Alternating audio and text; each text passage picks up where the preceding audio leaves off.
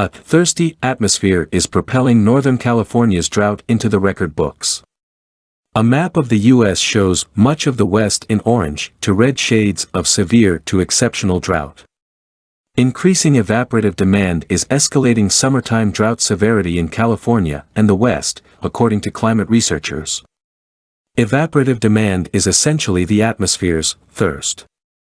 It is calculated based on temperature, humidity, wind speed and solar radiation. It's the sum of evaporation and transpiration from plants, and it's driven by warmer global temperatures, which can be attributed to climate change.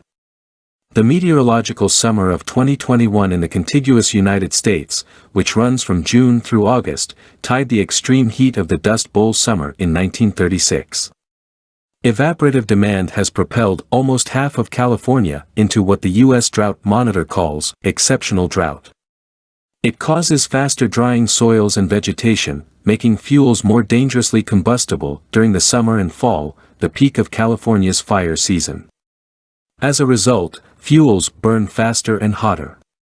California and the West have seen a substantial increase in evaporative demand over the last half-century, worsening summer drought severity, said John Abatziglu, an associate professor and climate scientist at UC Merced.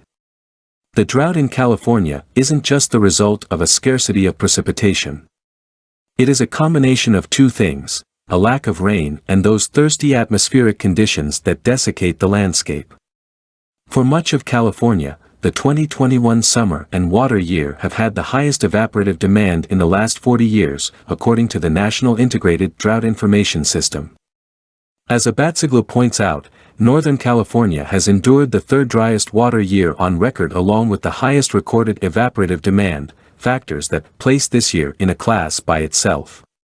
These things are remarkable, he adds, given that the California Drought Hall of Infamy is notorious. Abatziglu cites the Palmer Drought Severity Index, which he describes as a general catch-all drought index widely used in the U.S., and part of what informs the U.S. Drought Monitor.